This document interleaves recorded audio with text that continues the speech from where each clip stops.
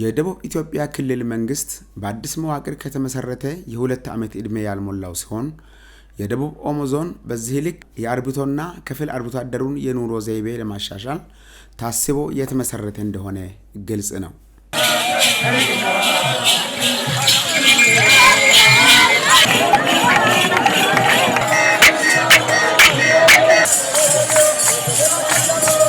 የደቡብ ኦሞ ዞን ዋና ከተማ ድሜካ ከአዲስ አበባ በ750 ኪሎ ሜትር ከክልሉ አስተዳደር መቀመጫ ወላይታ ሶዶ 350 ኪሎ ሜትር ርቀት ላይ ትገኛለች። ዞኑ በደቡብ ኢትዮጵያ ካሉ ዞኖች በባህል ቅርጫትነት፣ በውሃ ሀብት፣ በተፈጥሮ መዳማነት፣ በከበሩ ማዕድናትና በሌሎችም አኩሪና አጓጊ እሴቶች የዓለምን ቀልብ እየሳበ ይገኛል። የዞኑ ኢንቨስትመንት ከአካባቢው አልፎ የክልሉ የጀርባ አጥንት ነው ቢባል ማጋነን አይሆንም። የዞኑ ዋና አስተዳዳሪ አቶ ማይከል ማሊኮ ስለ ዞኑ የኢንቨስትመንት ምቹነት እንዲህ ብለዋል። ፖቴንሻላችን ከእርሻ አኳያ ብንመለከት ሰፋ ያለ ለእርሻ ምቹ የሆነ መሬት አለን። ፕላስ ከዛ ጋር አስተሳስሮ ለመጠቀም ምቹ የሆነ ዓመቱን ሙሉ የሚፈስ ውሃና እንዲሁም ለመስኖ ስራ ተስማሚ የሆነ አየር ጸባይ ያለበት አካባቢ ነው። በዛው ልክ የእንስሳት ሀብቱ ላይም ብንመለከት ከፍተኛ የሆነ የእንስሳት ሀብት ያለበት አካባቢ ነው። ይሄንን ግን በሚገባ ቀጣይ እንደ ትልቅ ዘርፍ አድርጎ መስራት ከዚህ አኳያ አርሶ አደሩ የሚጠቀምበት ዘዴ ዘይዶ በዘመናዊ አረባብ ዘዴ ያንን ፖቴንሻል አጉልቶ መጠቀም በጣም ጠቃሚ ነውና ከዛ ማለፍ ሲል ማዕድናት አለን። ከንብ እርባታ ጋር ተያይዞ ያለን ፖቴንሻል አለን። ደቡብ ኦሞ ዞን በቂ ሀብት ያላት ሲሆን ይህንን በአግባቡ በመጠቀም ለሀገር የድርሻችንን መወጣት ያስፈልጋል ያሉት የዞኑ የኢንቨስትመንትና ኢንዱስትሪ መምሪያ ኃላፊ አቶ ሎቱርሲ ካሬ ናቸው። እንደ ደቡብ ኢትዮጵያም ከሁሉም ካሉ አካባቢዎች በላይ ፖቴንሻል አለው። ሀገርን ሊመግብ ይችላል። በግብርናውም፣ በኢንዱስትሪውም፣ በማዕድናቱም በብዙ ሀገርን ሊጠቅም ማህበረሰቡን ሊቀይር ኢትዮጵያን ሁሉ ከፍ ሊያደርግ የሚችል ፖቴንሻል ያለበት እንደሆነ ለማረጋገጥ ተችሏል። እንደኛም ስንመጣ ብዙ የሀብት ክምችት አለ። አንደኛው የከብት ቁጥራችን ነው፣ የእንስሳዎች ቁጥራችን ነው። እንደ ደቡብ ኢትዮጵያ ካሉ ዞኖች ሁሉ ካለን የከብት ክምችት ቁጥር 1 የኛ ዞን ነው። ይህንን እስካሁን በመጣንበት ሂደት በሀገር ኢኮኖሚ ላይ ተጨባጭ የሚባል ኮንትሪቢዩት እያደረግን አይደለም። ስለዚህ ይህንን እንደ ጸጋ ተጠቅመን በሀገር ኢኮኖሚ ላይ የተሻለ ነገርን ማድረግ ኮንትሪቢዩት ማድረግ የምንችልበት ኮንዲሽን እንዲፈጠር ማድረግ የግድ ነው። ሁለተኛ ደግሞ ወንዛችንና የተንጣለሉ መሬቶቻችን ናቸው። እነዚህ ትልቅ የሚፈለጉ ሌላ አካባቢ ላይ ውሃ ኖሮ መሬት ማታገኝበት፣ መሬት ኖሮ ውሃ ማታገኝበት ሆኖ ካለበት እኛ ጋር ስንመጣ ሁለቱንም በአንድ ላይ ውሃውን ሰጥቶ ወንዝን ሰጥቶ በዛው ደግሞ የተንጣለለ ሜዳ መሬት ሊለማ የሚችል መሬት መስጠቱም እንደ አንድ ትልቅ ጸጋ ነው። ያለንበት የመሬት አቀማመጥ ጂኦግራፊካል አቀማመጣችን ለኢስት አፍሪካ ሀገራት ጎረቤት መሆናችን፣ ለኬንያ፣ ለደቡብ ሱዳን የምንፈልገውን ሁሉ እዚሁ አመርተን እዚሁ አክሰስ አድርገን ለአገር የሚፈለገውን የውጭ ምንዛሪ ማስገባት የምንችልበት ድንበር ላይ መሆናችንም እንደ አንድ ትልቅ ከፍተኛ የግብርናና የተፈጥሮ ሀብት እምቅ አቅም በስፋት መኖሩ፣ ለማኑፋክቸሪንግ በተለይም ለአግሮ ፕሮሰሲንግ ጥሬ ዕቃ መኖሩ፣ በአብዛኞቹ የዞኑ አካባቢዎች መሰረተ ልማት እየተስፋፋ መሆናቸው ለኢንቨስትመንቱ መልካም መደላደል የሚፈጥሩ ናቸው።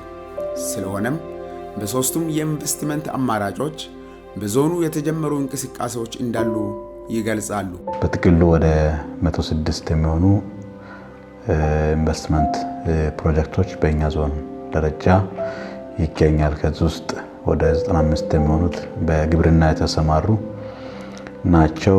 ቀሪው በአግሎት እንዲሁም 9 እና በኢንዱስትሪ ወደ 2 አካባቢ ተሰማርተዋል። እነዚህ በጥቅሉ ካለን ፖቴንሻል ኒርሊ ወደ 85,000 እና ከዛ በላይ ሄክታር ተሰጥቶላቸዋል። ለአጠቃላይ እንደ ደቡብ ኦሞ በ3 ዘርፎች ላይ ኢንቨስትመንቶች አሉ። አንደኛው በግብርና ነው፣ ሁለተኛው በኢንዱስትሪ ነው፣ ሶስተኛው በአገልግሎት ዘርፍ ነው። ትልቁን ፓርት የያዘው ግብርናው ሲሆን ተከትሎ ሁለተኛውን ፓርት የያዘው አገልግሎት ዘርፉ ነው። ኢንዱስትሪ ገና 2 ነው ያለን፣ በማስተዋወቅ ሂደት ላይ ያለንበት ስለሆነ ከዚህ በኋላ በሚኖረው በብዛት ወደዛ ሽፍት ማድረግ ኢንተግሬት ማድረግ ላይ እያሰብን ያለበት መሆኑ እንደ ደቡብ ኦሞ ዞን ወደ 106 ኢንቨስትመንት ፕሮጀክቶች ነው ያለው። ከ106 ውስጥ 9 በአገልግሎት ነው፣ 2 በኢንዱስትሪ ነው፣ ቀሪው በግብርና ነው። በሄክታርም ስንወስድ ወደ 84,180 የሚደርስ ሄክታር ለሁሉም ለነዚህ ሁሉ በድምሩ ሄክታር ተሰጥቷል። ያው ከፍተኛውን ፓርት የያዘው ግብርና ነው። ከዚህ አንጻር ያው ለአገልግሎትም የተሰጠው 47 ሄክታር ነው። ለኢንዱስትሪም የተሰጠው ወደ 30 ሄክታር ነው። ስለዚህ በድምሩ ወደ 85,180 ሄክታር ለኢንቨስትመንት ሰጥተናል። ከዚህ ውስጥ ወደ 11 ቢሊዮን 749 ሚሊዮን በላይ ገንዘብ ካፒታል ለማስመዝገብ የተቻለበት ነው። ኢንቨስትም የተደረገበት ይገኛል። በዞኑ ከሚገኙ ወረዳዎች መካከል በዳሰነች ወረዳ እየተተገበሩ ያሉ የግብርናና የኢንዱስትሪ ፕሮጀክቶች በወረዳው ከ20,000 ሄክታር መሬት በላይ ወስደው እያለሙ እንደሚገኙ ወረዳው ዋና አስተዳዳሪ ገልጸዋል። ወረዳችን ውስጥ ወደ 19 ኢንቨስትመንቶች መሬት ወስዶ ወደ ተግባር እንደገቡ ይታወቃል። እንግዲህ ለዚህ 19 ኢንቨስትመንት ከ20,000 በላይ ሄክታር መሬት ነው ሰጥተን ያሉትና ቶታሊ እንግዲህ 19 ኢንቨስትመንቶች ወደ 11 ቢሊዮን ገንዘብ በላይ ካፒታል ነው ወይም ሀብት መጠን እንዳላቸው ጭምር ያው እንደ ወረዳችን መረጃዎች አሉን። በአጠቃላይ ከተሰጡ ከ20,000 ሄክታር በላይ ወይም ከ19 ኢንቨስትመንቶች ሙሉ በሙሉ የሚያለሙትም አሉ። ያው አንዳንድም በተናጥልም ሙሉ በሙሉ ወደ አቅም የተሰጣቸው መሬት ወደ ተግባር ያለወጡት ኢንቨስትመንቶች አሉ። በወረዳው በአሁኑ ወቅት በሙዝ ልማት የአንበሳውን ድርሻ የሚጫወተው ፍሬኤል የእርሻ ልማት በሰለጠነ የሰው ኃይል የዘመነ የምርት አሰባሰብ በመጠቀም ለውጭ ገበያ በየቀኑ በመላክ ለሀገሪቱ ገቢ የራሱን ድርሻ እየተወጣ ይገኛል። በሌላ ጎኑ የእርሻ ልማቱ የጤጥ መዳመጫ በመትከል በኢንዱስትሪው የድርሻውን ማበርከት ችሏል። በዚሁ አጋጣሚ ሌሎችም ይህንን ዱካ በመከተል እንድትሰሩ መምሪያው ጥሪውን ያቀርባል።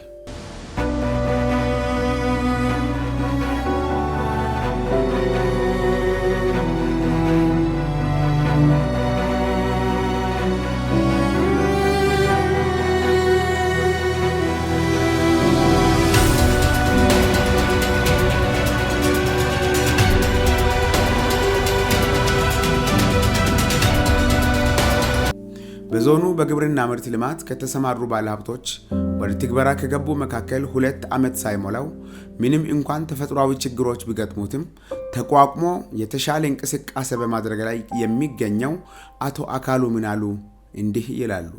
አትክልትና ፍራፍሬ በከፊል የቅባት ሌሎች ይላል። ግን አሁን አብዛኛው የቋሚ ሰብሎች ላይ አሁን በአሁኑ ሰዓት ለምታዩት ያው ሙዝ ነው። ያው ለአካባቢ ማህበረሰብ አላኮ ወይም ሞሪንጋ የሚሉትን ያው ለአካባቢ እዚህ ጋር እንደምታዩት እሱንም በከፊል ካምፕ ሳይቶች ላይ ለሰራተኞች እንደ ምግብም ስለሚያገለግል፣ ሌላውን ግን የሙዝ እርሻ ላይ ነው ትኩረታችን የሰጠ ነው። ቀጣይ ላይ ግን ያው ወደ አፕል ማንጎ ጥናት አጥንተን ጨርሰናል። አፕል ማንጎ ቀጥታ እንጀምራለን።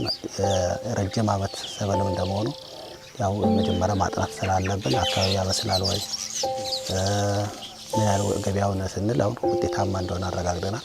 አሁን በቅርብ ወደ እሱ ላይ አሁን በተከላ ላይ እንገኛለን። አሁን ባለንበት የግብርናውን ኢንቨስትመንት በተሻለ መልኩ የተለያዩ ሰብሎችን በማምረትና በሙከራ ላይ እንደሚገኙ ይናገራሉ። የዓመት በያዝነው ምርት ዘመን እስከ 2300 ሄክታር የሚሆን ጥጥ ላይ ለመስራት አቅደን እየሰራን ያለ ነው። ከዚህ ውስጥም ወደ 60 ሺህ ኩንታል ምርት እናገኛለን በሚል አቅደን እየሰራን ያለ ነው። ከዚህም ጎን ለጎን እንደገና የቅባት እህሎች እንደ ሱፍ፣ ሰሊጥ የተመሳሰሉ ሰብሎችንም በስፋት እየሰራን እንገኛለን። ከዚህ በተጨማሪ ደግሞ በቋሚ ሰብሎች በማንጎ፣ በሙዝና በሎሚ እንዲሁም በብርቱካን ልማትም በስፋት ተሰማርተን ነው የምንገኘው። አሁን ያለውበት የዳጉሳ አዲሱ የዳጉሳ ዝርያን ከመሞከር አንጻር እንዲህ በምታዩት ሄክታር ላይ ነው ያለችው። የማሾ የክፍል ለፊታችን የምታየው አዲስ ምርት ተብሎ ለኤክስፖርት መጥቶ የሙከራ ስርጭት ናት። እቺ መረብ አሁን ወደ 20 ሄክታር አክቲቭ ያደርግናት የሙከራ ስርጭታችን ነው።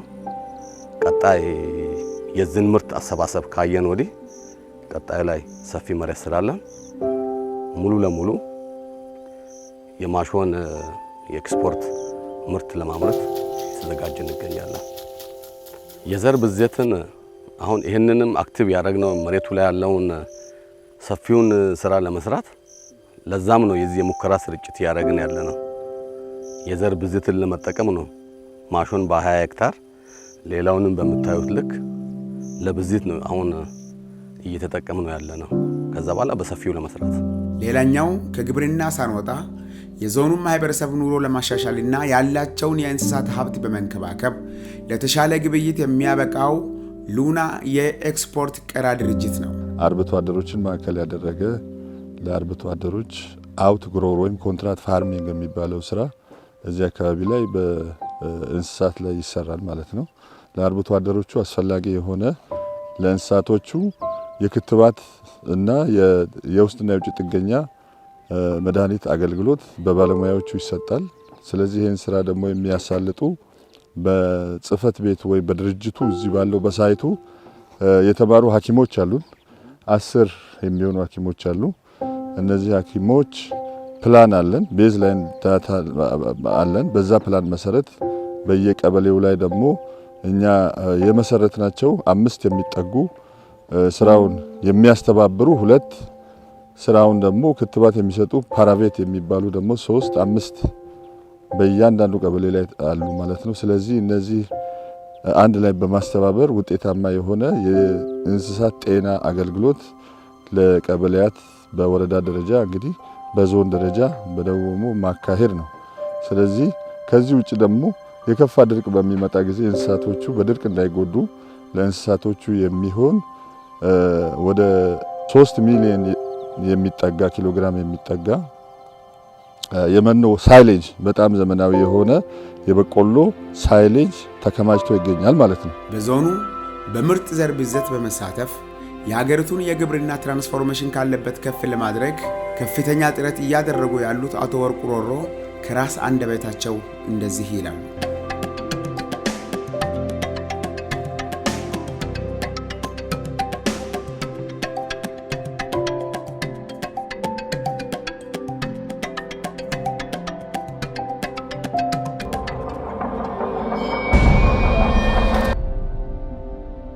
ወርቁ ሮሮ ዘር ብዜት ምርጥ ዘር ብዜት ድርጅት ነው የሚባለው።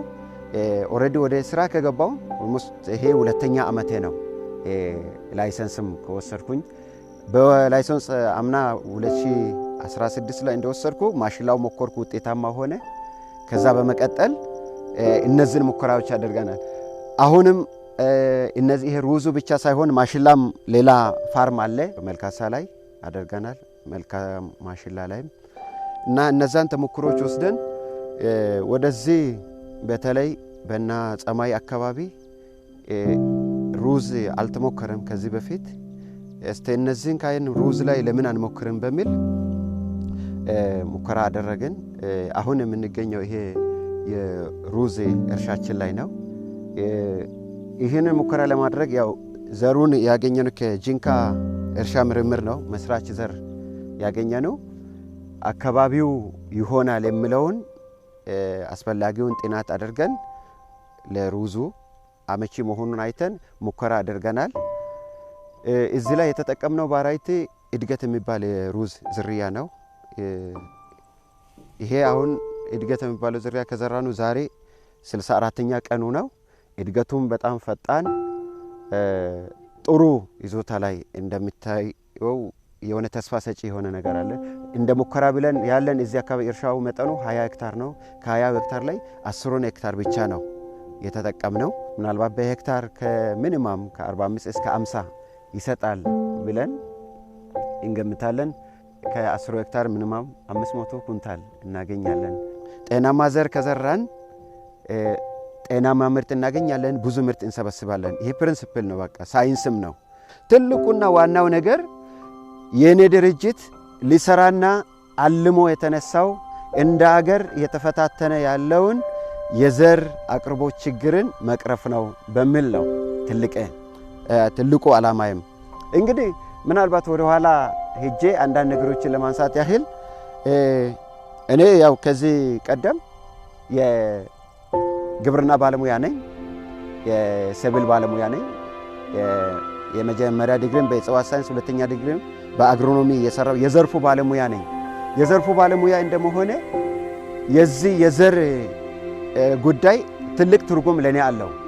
ስለዚህ ጥሩ ዘር ካገኘ አርሶ አደሩ ጥሩ ግብዓት ከተጠቀመ ጥሩ ምርት ያገኛል የሚለውን ነገር ስላመንኩበት ድርጅታችን በጅማሩ ይሄን ያህል ዘንድሮ በቆሎ፣ ሩዝ፣ ማሽላውን ጨምሮ ኦልሞስት ወደ 90 ሄክታር ይሆናል።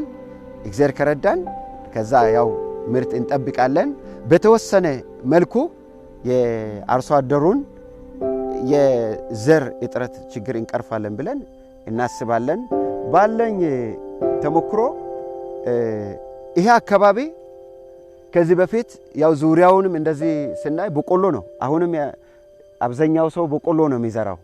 ለዚህ ኮሚኒቲ ይሄ አዲስ ነገር ነው። ሩዙም አዲስ ነው። ይሄ ዘር ማባዛቱም አዲስ ነው። በኩታ ገጠምም ብዙም የተለመደ ነገር አይደለም። ግን አካባቢው በጣም ፖቴንሻል ግን አልሰራንበትም። በዙሪያ ያሉ አሁን እንደዚህ በዳሩ ላይ ሙዝም አለ። እንደዚህ ቃሪያ ሞክረናል። እነዚህን አይቶ አርሶ አደሩም እንቅስቃሴ ያደረገ ነው። በማሽላውም የተለያየ መነቃቃት አለና ባለው ነገር በበኩሌ ደስተኛ ነኝ። በዚህ በኢንቨስትመንት ዘርፍ በደቡብ ኦሞ የተሰማሩ ኢንቨስተሮች በተለይ የዘርን ስራ አንደኛው ትርፋማ የሚያደርገን ስራ ነው። ትርፋማ ያደርጋል። አንደኛው ከፍ ባለ ዋጋም የሚሸጥ ነው። ለምሳሌ ይሄ ምርት ቢደርስ አንድ ኩንታል ሚኒማም ከ8000 ብር በላይ ነው የሚሸጠው። 8000 እስከ 10000 ነው የሚሸጠው። ስለዚህ አንደኛው ትርፋማ ያደርጋል። ሁለተኛው እኛ ትርፋማ ከመሆን ያለፈ ኮሚኒቲው ጥሩ ዘር ካገኘ የኑሮ ውድነትን ምርታማነትን የምናሳድግበት ትልቁ ፖቴንሻል ነው። በዞኑ በአገልግሎት ዘርፍ ያሉት ኢንቨስትመንቶች ምንም እንኳን የግብርናውን ያህል ባይሆኑም በዞኑ ያሉ የቱሪዝም ዘርፍን በተሻለ መልኩ እየደገፉ ይገኛሉ። ለዚህም ዛሬ በቱርሚ ከተማ ከሚገኙ ሎጆች መካከል የቡስካ ሎጅን እናስቃኛቸዋለን። ተከታተሉ።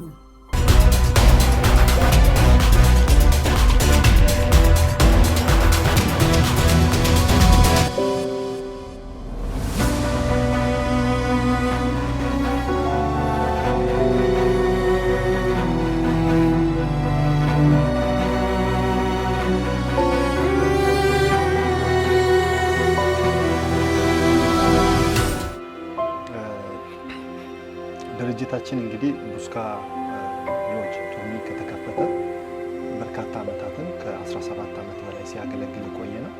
በዚህ አገልግሎትም የተለያዩ ሰርቪሶችን ይሰጣል። እንደ ምግብና እንደ መጠጥ አይነት መስተንግዶችን እንዲሁም ደግሞ የተለያዩ ሰርቪሶችን በመስጠት ላይ ማሳጅም እንሰጣለን እና የተለያዩ ሰርቪሶችን በመስጠት አገልግሎት እየሰጠ ይገኛል። እነማን ናቸው ብዙ ጊዜ ተገልጋዮቻቸው? እነማን ላይ ነው ትኩረት ያደረገው? ሰርቪስ ውስጥ ምንድን ነው የሚመስለው? እንግዲህ አገልግሎታችን ሁሉ አቀፍ ነው። የውጭ ሀገር ዜጎችን፣ ነጮችን እንዲሁም ኢትዮጵያውያንም በብዛት ይጠቀሙታል። ነገር ግን በብዛት ከከስተመሮቻችን መካከል ነጮቹ ናቸው የሚበዙት። ከ95% በላይ ነጮችን ነው የምናስተናግደው። ድርጅታችን ከተከፈተ በርካታ ዓመታትን ቢያስቆጥርም በዚህ አካባቢ ያሉትን ህብረተሰቡን በተለያየ መንገድ ያግዛል። ለምሳሌ ሰራተኞችን እዚህ ከ40% በላይ የዚሁ አካባቢ ሰራተኞችን ነው የምንጠቀመው። እንዲሁም ከዚያም አልፎ ፕሮዳክታቸውን ለምሳሌ ፍየል፣ እንደ በሬ፣ እንዲሁም እንቁላል የተለያዩ እነሱ ማቅረብ የሚችሉትን ፕሮዳክት በሚያቀርቡበት ሰዓት ከነሱ በመረከብ የአካባቢውን ማህበረሰብ ሰፖርት ያደርጋል። እንግዲህ ያው አገልግሎት ሰርቪስ ስለሆነ እጅግ በጣም ጥንቃቄ የሚፈልግ ሴክተርም ስለሆነ የተለያዩ ትሬኒንጎችን በየጊዜው ይሰጣል። ከቋንቋም ይሁን እንዲሁም ሰርቪሱን አቀላጥፎ የሚሰጡበትን የተለያዩ ትሬኒንጎችን በየጊዜው በየ3 ወሩ በየ4 ወሩ እያዘጋጀ ለሁሉም ሰራተኞች ተደራሽ ያደርጋል። ይሄ ደግሞ ስራችንን በአግባቡ እንድንሰራና ሁሉም ኃላፊነት ተሰምቶት የየራሱን እንዲወጣ ስለሚያደርግ በትሬኒንግ እናምናለን። በጣም ጥሩ። ምናልባት ከአካባቢው መንግስት ጋር በቁርኝት የምትሰሯቸው የልማት ስራዎች? እንግዲህ በአካባቢው ላይ ያሉ ብዙ የተለያዩ የልማት ስራዎች አሉ። የተለያዩ ነገሮች በሚኖሩበት ሰዓት ድርጅቱም የድርሻውን እኩል ይወጣል። እንደ መኝታ ክፍል ለመጎብኘት እየሄድን ነው። እንግዲህ ለኢንቨስትመንት የታደማችሁ እንግዶች ዛሬ የምንገኘው ቡስካ ሎጅ ነው ቱርሚ ላይ እና ይህንን አጭር ጉብኝት ነው የሚያሳያችሁ።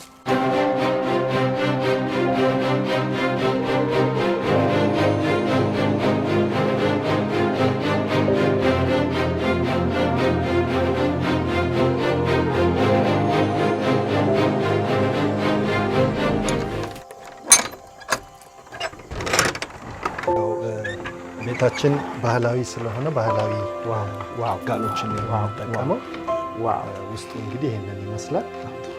እንግዲህ የዚህ ጉባኤ የኢንቨስትመንት ታዳሚዎች ዛሬ እየነገርናችሁ ያለው በቱርሚ ቡስካ ሎጅ ነው ያለነውና ይህ የምትመለከቱት ሻወር ክፍል ነው። ለእንግዶች የተዘጋጀ በጣም የሚገርም ነውና እንግዲህ ይህንን ሙቅ ቀዝቃዛ ውሃ እያላችሁ የምትፈልጉትን እያዘዛችሁ መጠቀም ትችላላችሁ።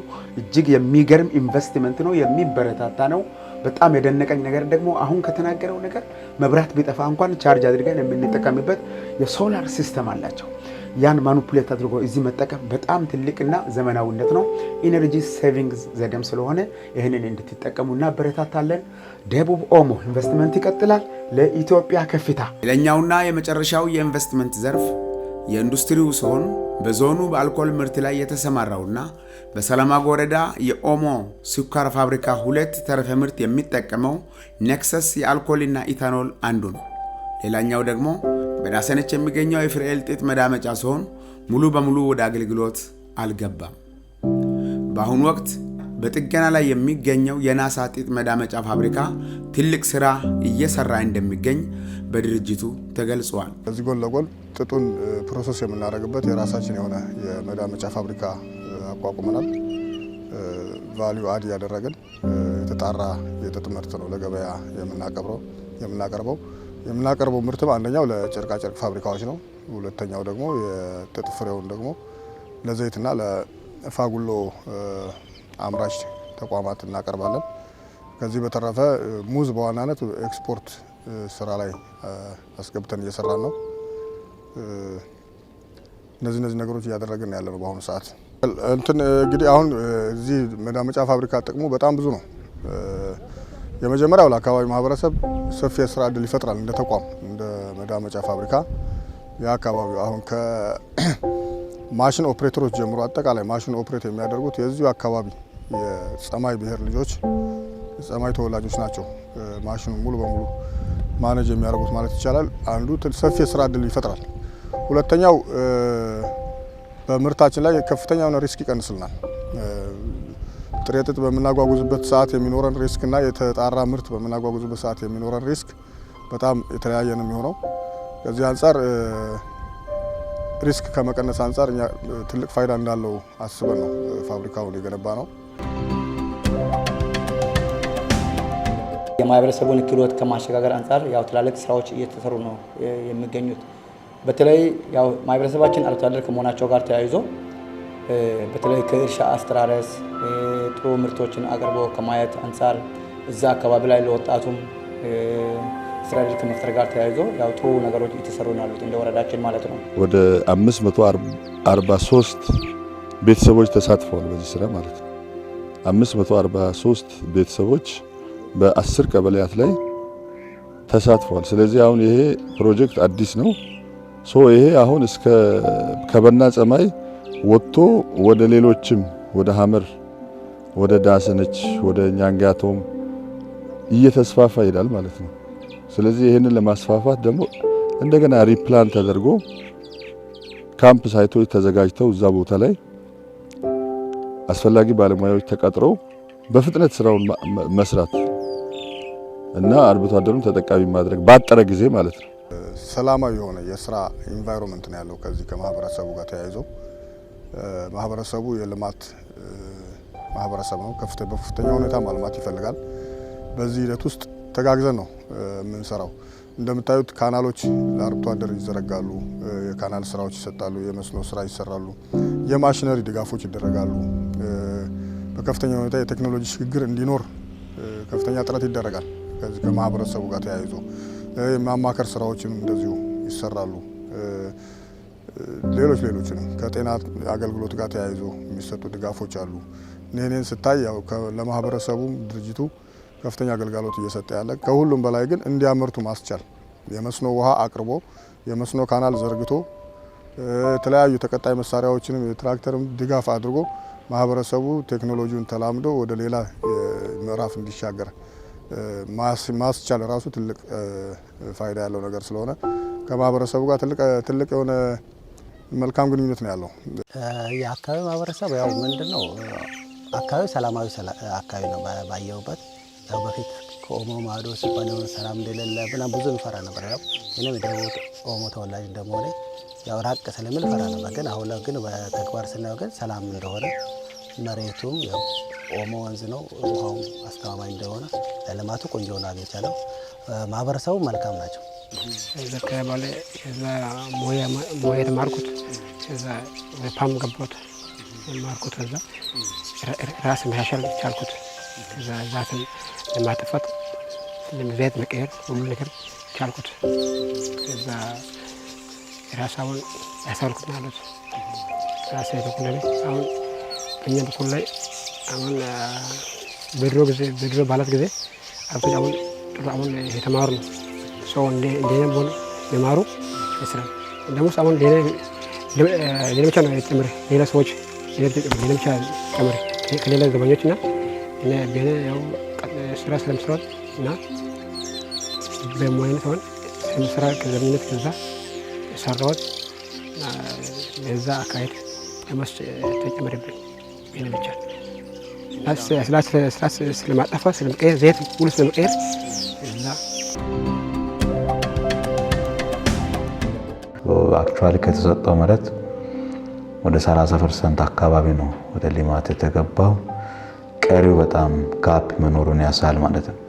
ስለዚህ እዚህ ውስጥ በደንብ ቀጣይ ከባለሀብቱ ጋር በቅንጅት መስራት የሚጠይቁ መንግስትም በደንብ በጋራ ከግሉ ባለሀብት ጋር ከማህበረሰቡ ጋርም በጋራ መስራት የሚገቡ ነገሮች እንዳሉ ያሳል ማለት ነው። ስለዚህ ይሄንን በደንብ ውስጥ ያለው ማነቆ ምንድን ነው የሚለውን አይቶ አርሞ ቀጣይ በተሻለ መልኩ ዞን ውስጥ ያለውን አቅም መጠቀም አንደኛ ለዞኑ ታችኛው መዋቅር አካባቢ ያለውን መዋቅሮችንም አለብ ሲል ለሀገርም ኮንትሪቢዩት የሚያደርጉ ፕሮጀክቶች ስለሆኑ በደንብ በቅርበት በቅንጅት መስራት መደገፍ መከታተል የሚጠይቅ መሆኑን ላነሳ ፈልጋለሁ። በእጃችን ካለው ፖቴንሻል አንጻር ከሌሎች ከባቢዎች ሁሉ በተለየ ኮንትሪቢዩት ማድረግ ያለብን የሚለው ትልቁን ግብ አስቀምጠን ነው እየተንቀሳቀስን ያለ ነው።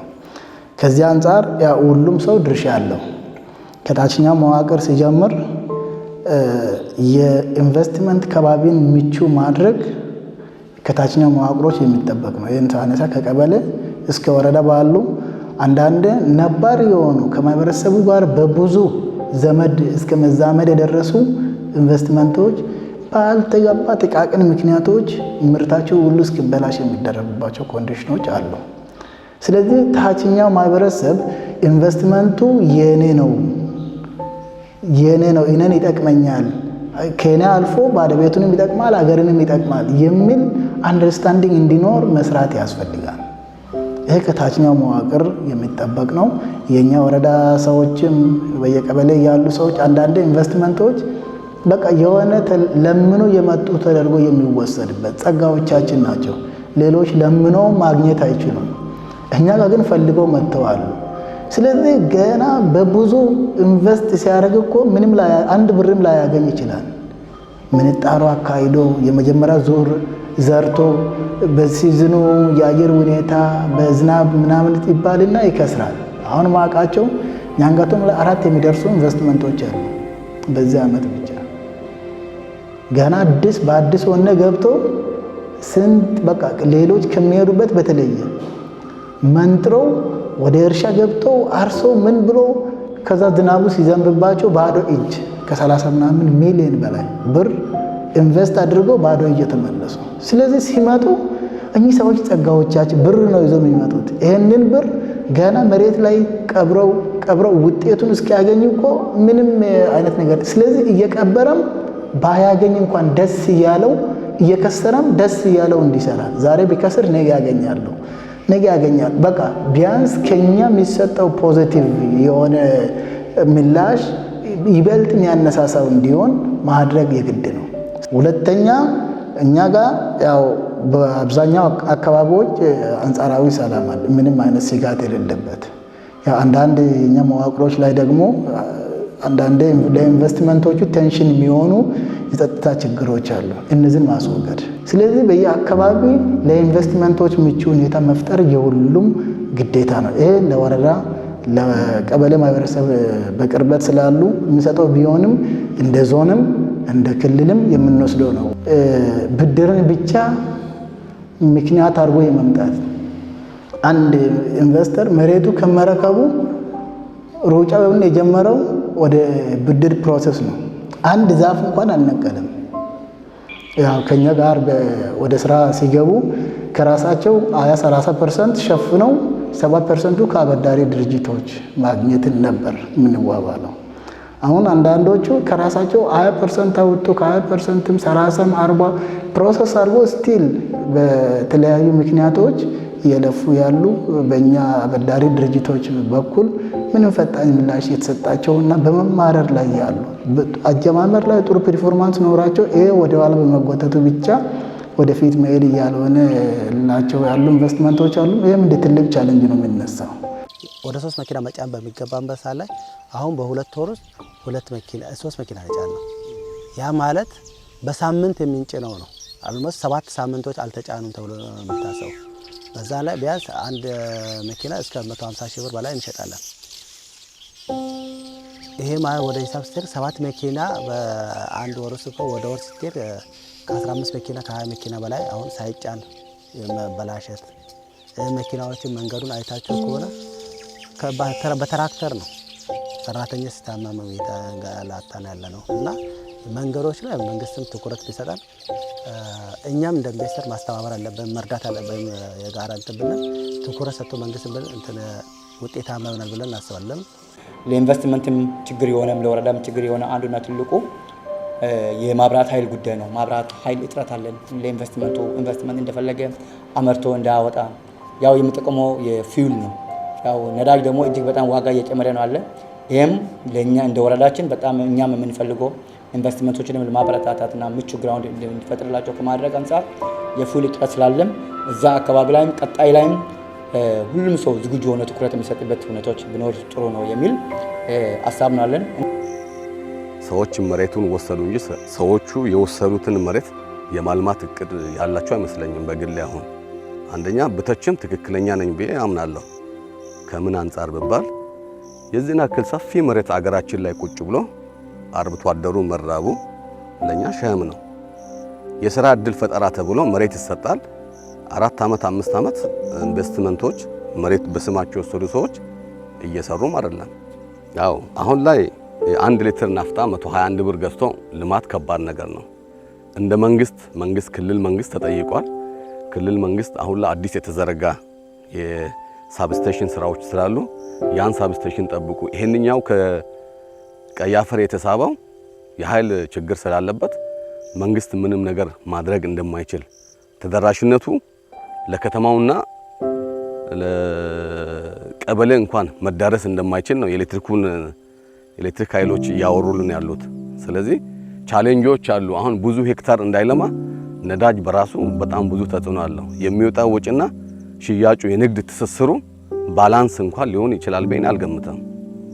ይሄ ተጽዕኖች አሉ። ስለዚህ መንግስት ትኩረት ሰጥቶ በአጭር ጊዜ ውስጥ ኤሌክትሪክ ተጠቃሚ ቢያደርግ 24 ሰዓት ኤሌክትሪክ ከተገኘ የማይለማበት ምንም አይነት አጋጣሚ የለም። እኛም በስተመጨረሻ ከግል ባለፈ ለሀገር ለውጥና የእድገት መደላደል ለመፍጠር በጋራ መስራት እንደ ዋነኛ ነገር በመቁጠር የዛሬውን መሪ ቃል የደቡብ ኦሞ ኢንቨስትመንት ለኢትዮጵያ ከፍታ ማሳካት እንዲሆንልን መልካም ምኞታችንን እንገልጻለን። እናመሰግናለን።